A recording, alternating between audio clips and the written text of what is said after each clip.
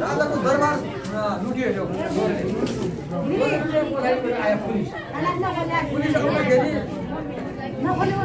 police भाइजा तन्ने राजा घरको दरबारको छोडेको सामान गई सौदा गई राखेर के भाइ आया पुलिस पछाडि राणा छोरा इगो रहेछ गर्नु अरे गर्नु साधु बनेका गई सौरालाई बाजेर अब उहाँ घर कलावती छोरी कलावतीलाई र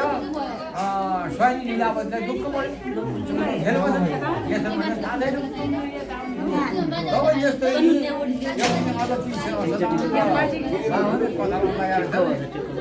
छोरी यो कलावती भने गइसकेर त्यो बसिद खानै पाउँछ भनेर अब गइछ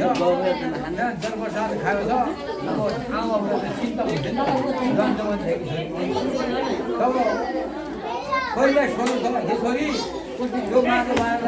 बाह्र बजे रात कहाँबाट आयो किन आयो कहाँ गएपछि जैमुनी घर छैन हामी एक्लै छौँ भने होइन आमा घर ठाउँमा छैन सबैजना यो जलप्रसाद खाएर आयो यो जलप्रसाद हस्पिटल लिएर आयो भनेर भन्यो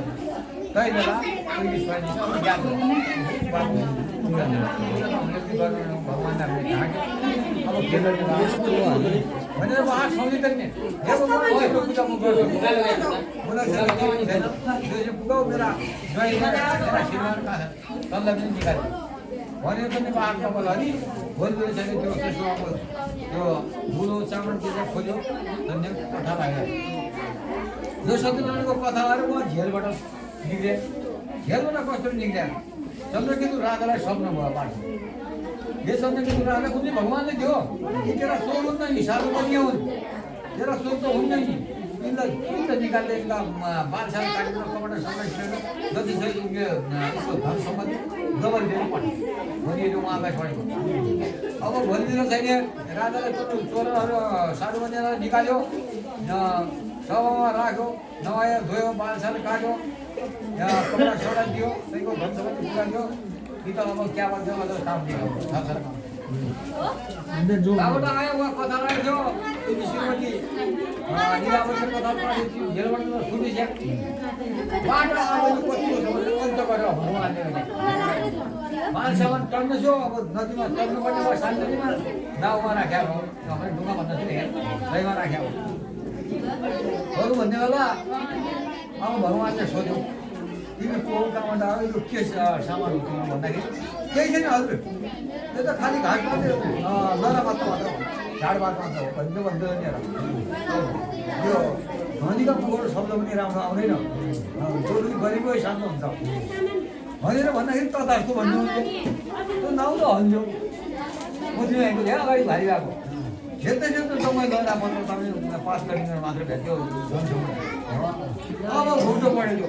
तब उहीँ ज्वाइँले भन्यो होइन सौराजी त छैन भगवान्ले ठुलो गएर अगाडि खुट्टाले बढ्नुपर्छ अझ दौडी नगएर खुट्टाले भोटो पढेर तब गन्ती भगवान्ले मैले गन्ती गरेर भिगाएर छैन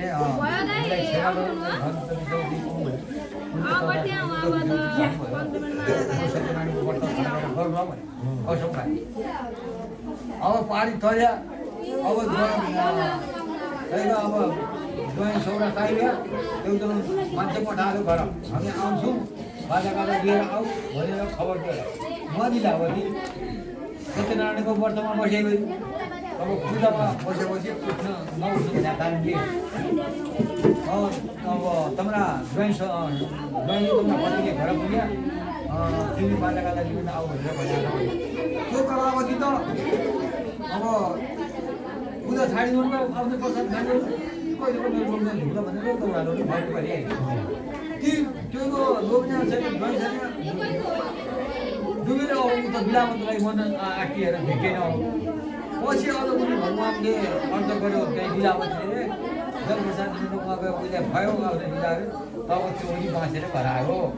घर आइसकेपछि तब जब चेतायो तब सत्यनारायणको व्रत गर्यो यो तिनलाई ढाँट्नु गरियो गर्नु भनेपछि गरियो यही कथामा देखि हो तब यी कस्तो छ भने दो विभिन्नलाई झेलबाट पनि निकाल्यो हामीले पनि ढिका छौँ क्या दरिद्रसम्म कि धनी पनि भए छोरा पनि त्यो यसमा भगवान् हुन् विष्णु भगवानले अर्थ गरेपछि ध्यानपूर्वक सुनेपछि शून्य या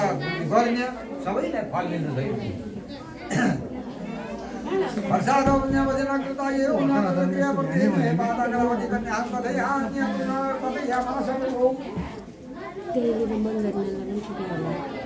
पुत्री पुत्री पुत्रले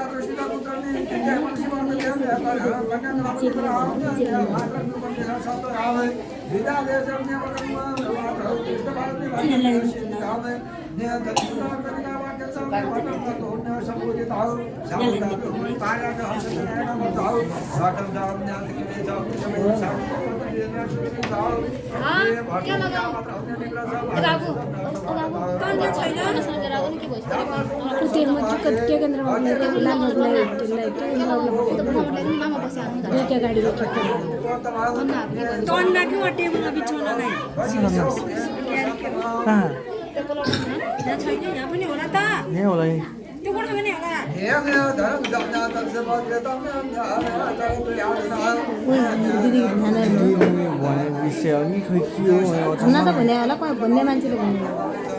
फोन नम्बर राख्नु होला भन्नेलाई भोर बिहान अहिले बोलाउनु पऱ्यो नि अहिले म पनि आयो नि सुत्यो कहाँ सुत्यो बडीले भन्यो नि सोध न निम्तो बडीलाई बोला होइन मन धराइदिँदा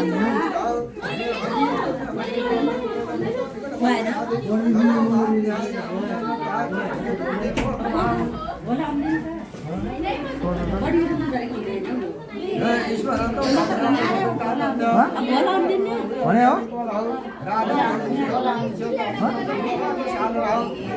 आज भन्यो रे आज आइनु भोला आउने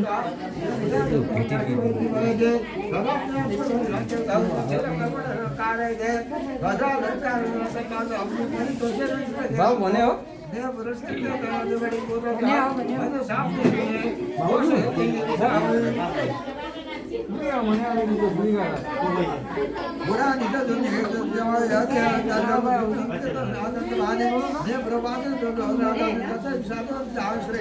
राधा